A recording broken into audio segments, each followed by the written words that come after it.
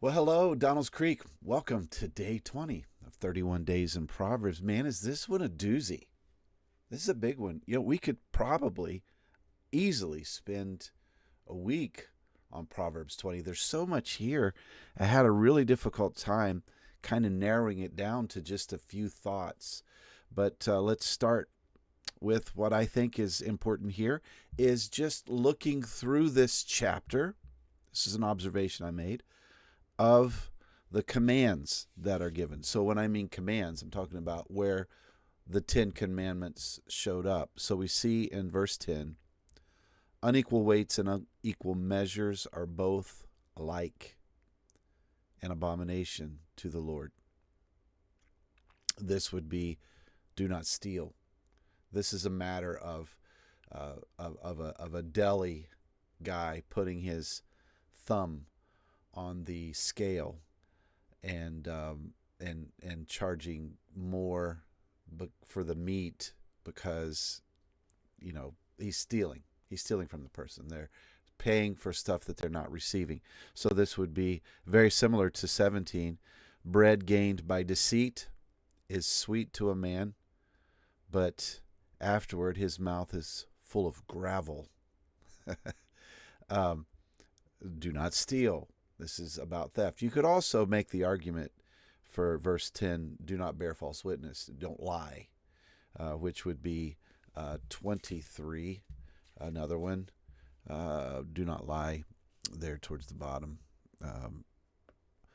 Let's see, it says unequal weights are an abomination to the Lord, and false scales are not good. So for some reason, I labeled that one as don't lie.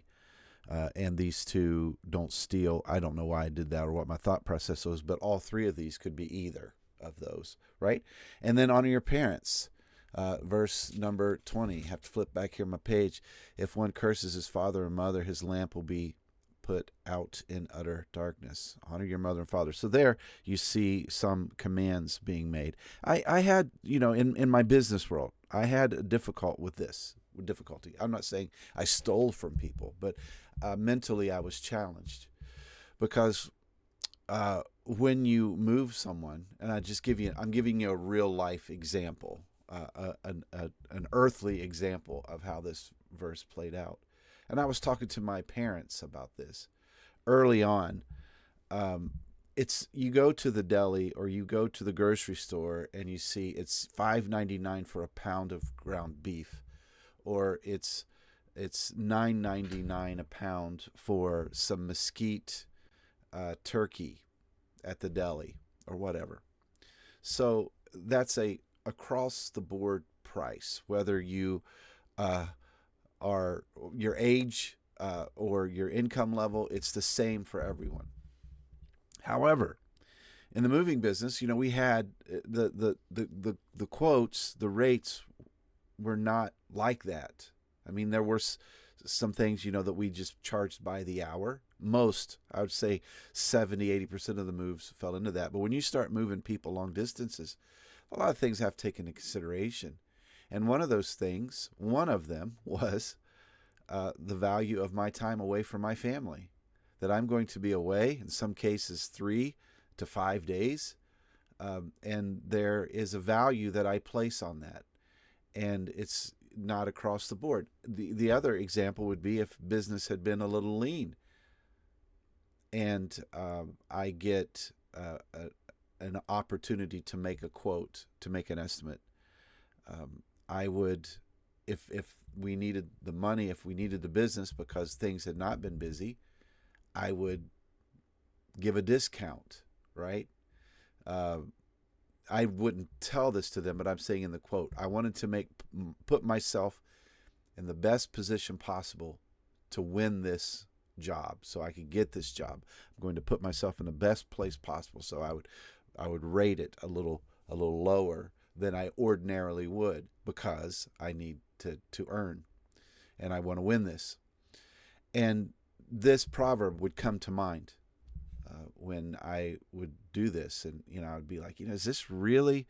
Am I putting my finger on the scale? Because some of these, it was more. My approach was more. I want to make this worth my time. I want to make this worth the effort that I'm putting into it. If you don't like this, you can go with someone else. That was my attitude. And not that I would say that verbally. I would, you don't say that. You don't want to be. I'm not being arrogant even now, but that could be interpreted. I'm talking to you in a common English, just sharing with you my thought process. But other times, I would be like, I really need this, and so, am I doing a disservice to the person that I moved to South Carolina 8 months ago? Am I lying to them because I charged them more? Did I put my finger on the scales?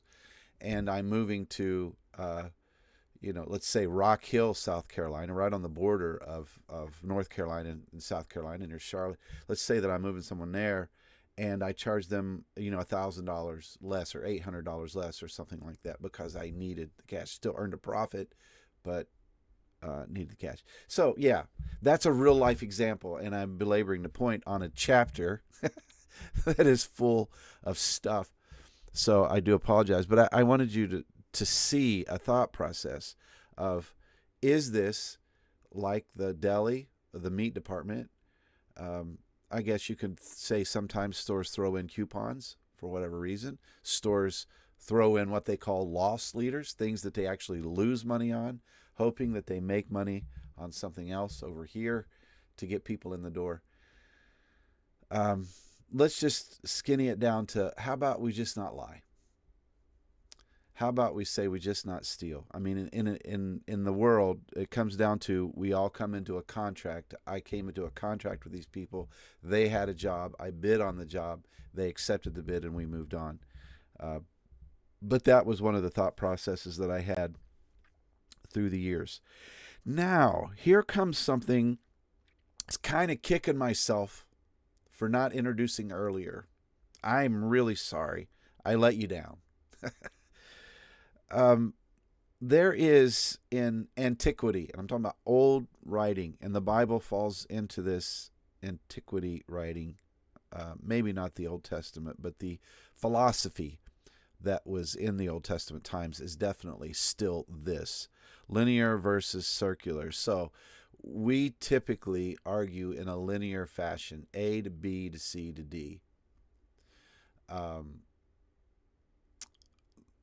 The dog is overweight. I don't like the dog being overweight because it may shorten his life. I am going to get better food for the dog, food that might be a little healthier for the dog, and I am also going to start walking the dog every day instead of every once in a while, so he can get some exercise and maybe lose some weight. This is linear. The logic went in a straight line in a linear fashion. And this is how we think today. We've thought this way for a long time. However, sometimes when you look at Proverbs, James is like this. The book of James, I call the Proverbs of the New Testament. The book of James argues in a circle. Okay, take that word out. It's not an argument. It makes statements in a circular fashion.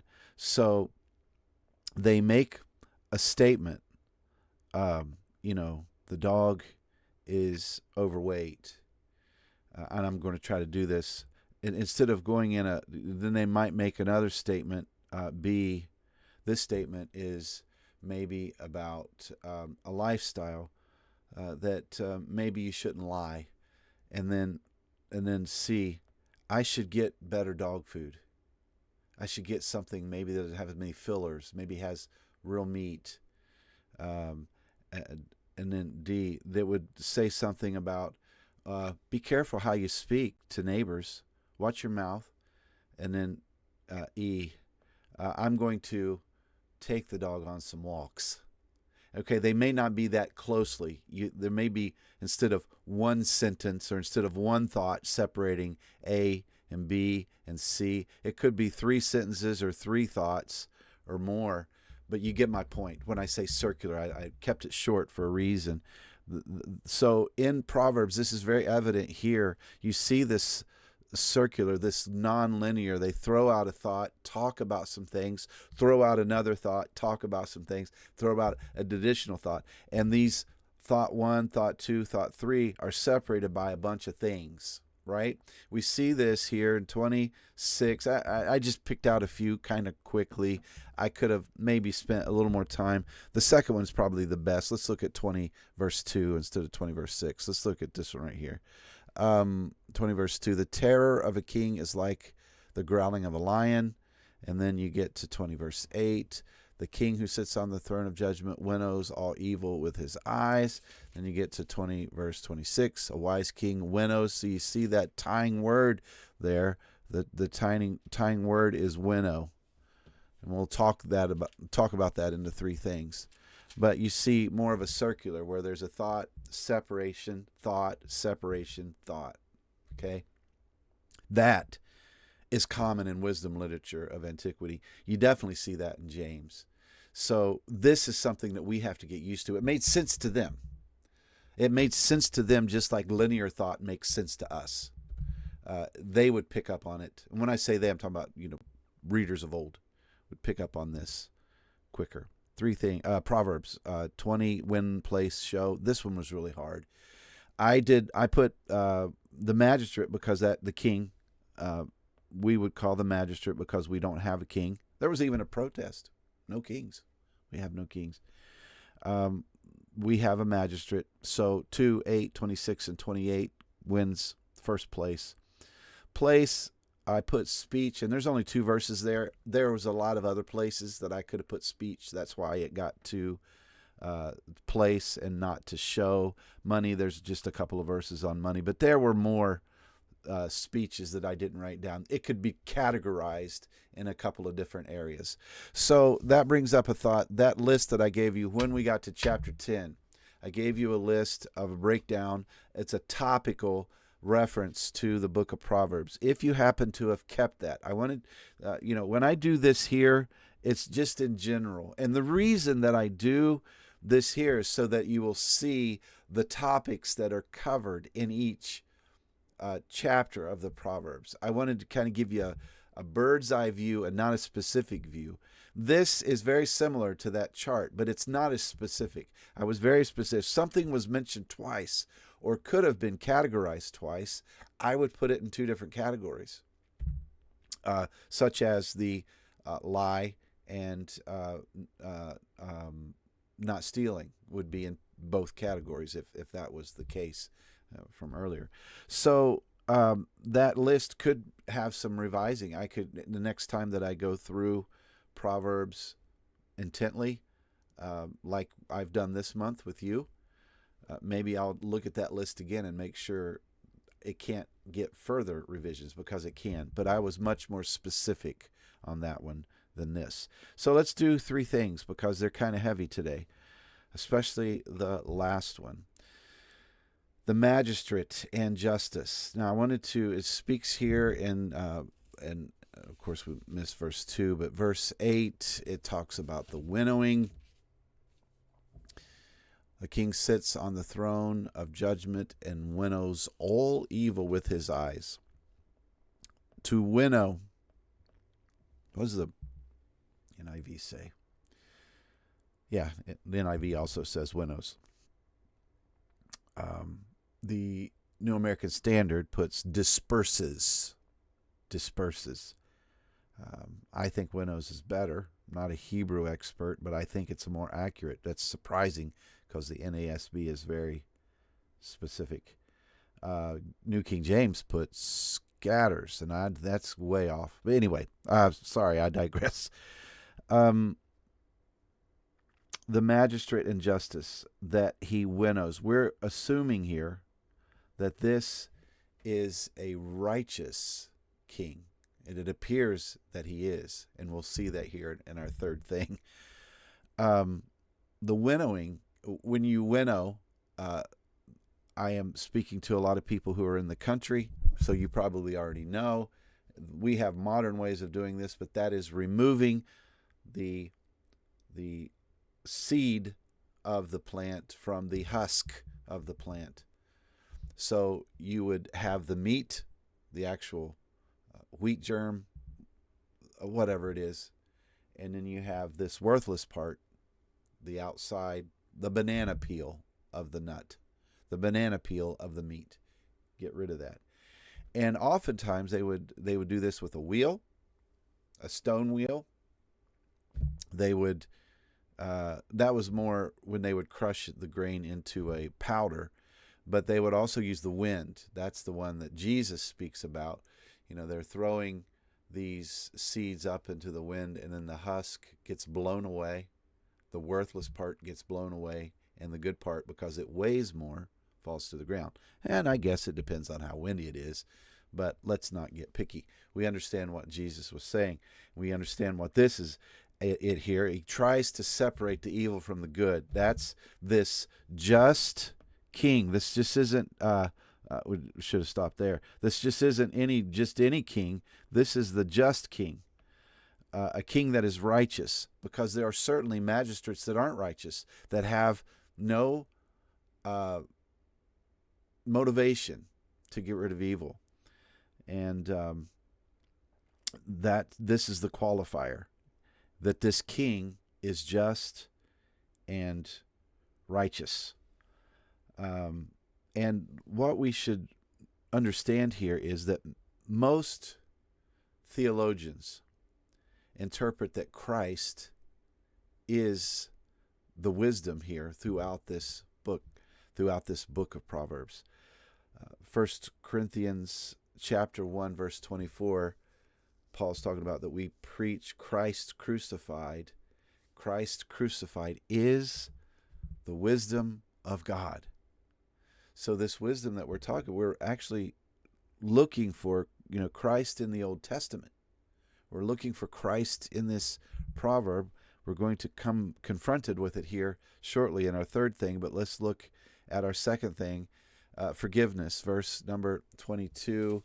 I bring this up in light of our recent sermon on forgiveness. Do not say, I will repay evil. Wait for the Lord, and he will deliver you.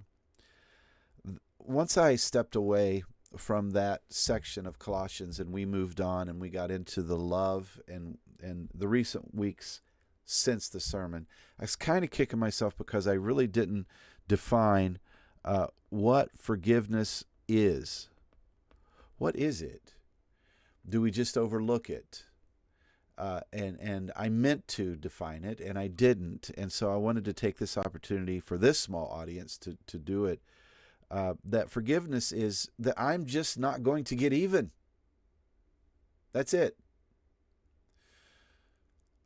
There's a popular phrase, forgive and forget.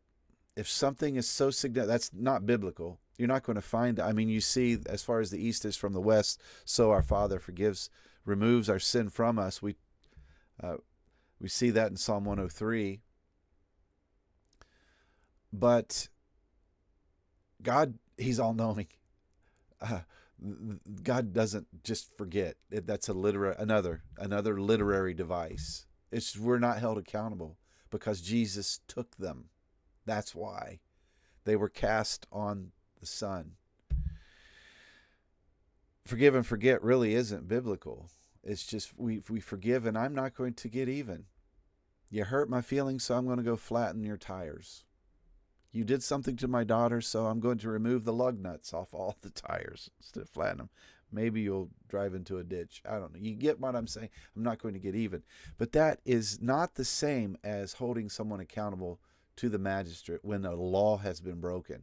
We don't we say, I'm not going to get even, but you broke the law. The Lord set forth laws. They're called commands. And when the commandments are broken, the magistrate was in charge of taking care of business. And so their sins have consequences. But when it talks about these little matters between people, I'm just not going to get even with you. I could repay evil. That's what this Proverb 20:22 is about. But I'm not going to. I'll let the Lord handle this. I hope that you find Christ and God can forgive it, that Christ handled it for you. I could even pray for my enemy that way, couldn't I? Yeah. Okay, last one. Oh, this is a big one. Does 2030 point to the Messiah? Blows that wound cleanse away evil. Strokes make clean the inmost parts. Let me dial up here the King James on this. I should have had it queued. Okay, here we are. Blows. Oh, that's the New King James. Let me get the King James back. There we go. The blueness of a wound cleanseth away evil. So do stripes the inward parts of the belly.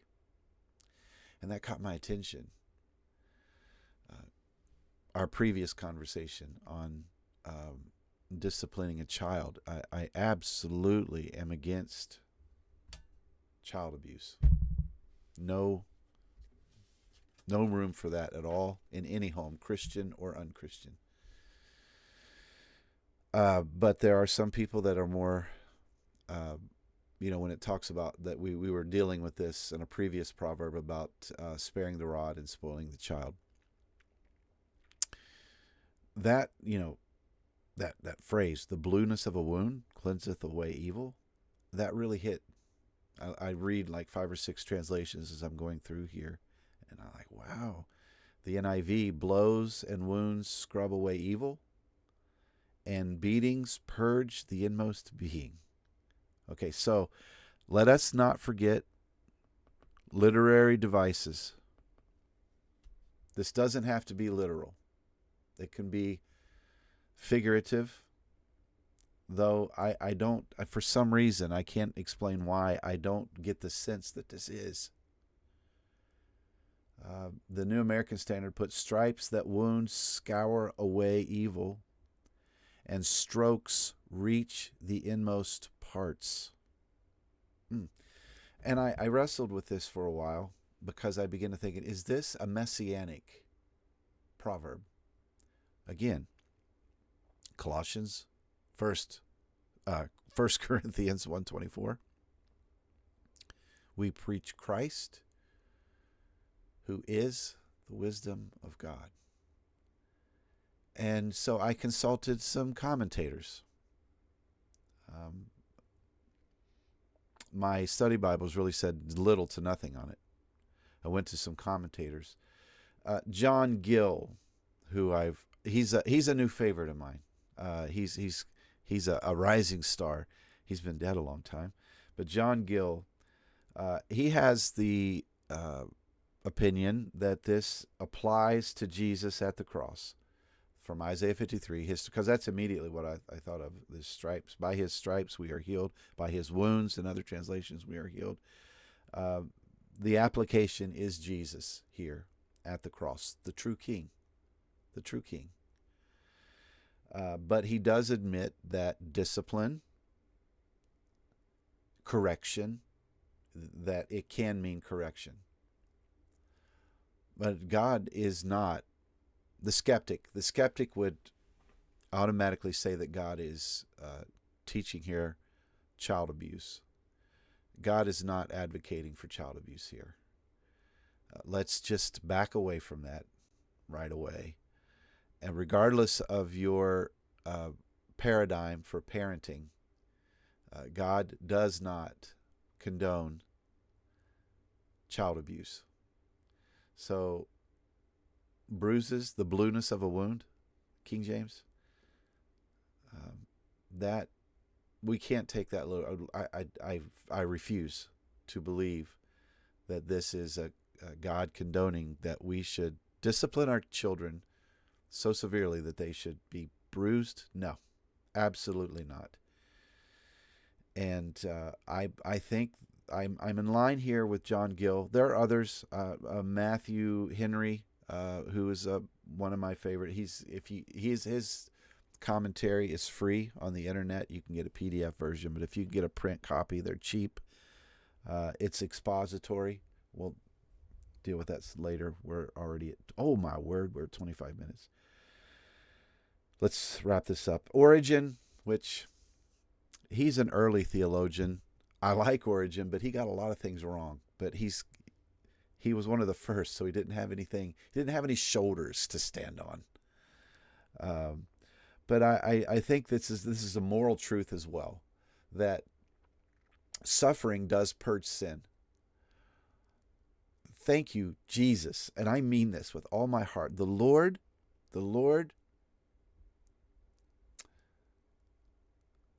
I will say, bruised me at times, not literally, but inwardly. There were some things of discipline through the years, through the decades, that really were difficult to go through. And he corrected me. So I believe that this is both a moral truth, that suffering purges sin, and I believe that it is a Christological truth. This is pointing to the Messiah, who is the wisdom of God, who by his stripes we are healed. I had much more to say, but I'm going to have to stop there because we're at 26 minutes. I do appreciate your patience on some of these that go long, but there's some thoughts that I desperately want to express that I think are worthy of your time, and I hope you do too. I hope you've been enjoying this study. What do you think we meet tomorrow for day 21? I think that's a great idea. I hope you have an absolutely terrific rest of your day. Thank you for spending time with this day 20 or 31 days in Proverbs. God bless you.